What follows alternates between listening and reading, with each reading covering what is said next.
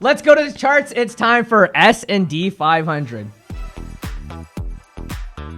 All right, so a lot of great performances this past week. Yeah. What are some of the ones that stood out to you? Okay, number one, Has to be. Tajay Moore. Absolutely. I mean, incredible game. 35 points, 16 rebounds, 11 assists versus Winnipeg.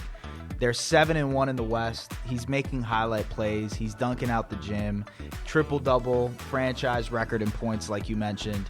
Crazy thing about this is he is top 5 in points, rebounds, assists, minutes, and then he's top 20 in steals and blocks. All while doing it while being like 13th in turnovers, which is like doing it efficiently and leading the team in everything that they need. If the season ended today, is my MVP. That's it. Like, you're missing one too. He's top 5 in post-game interviews as well. Like, Oh, I yeah, love great this quote. guy as a human being. Shout out to Chris Wiggins out in Vancouver, getting some great nuggets from it. And Tajay's just a great ambassador for this league. Hopefully Yeah. he sticks around for a while. But yeah, you love to see it, and I think you're right. He has got to be the leading candidate for MVP. the team is winning. He's putting up numbers. He's putting up highlight plays. He's my MVP. Stock going up like crazy.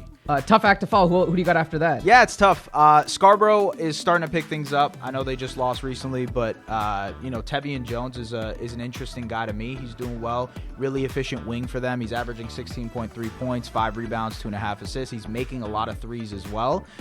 He's third in three-pointers made. So I just like what he can bring for them. Interesting once, Kadre and Kat kind of get assimilated with the whole crew, how that Scarborough team will look. But that's a nice wing guy for them, right, at that position. Very versatile.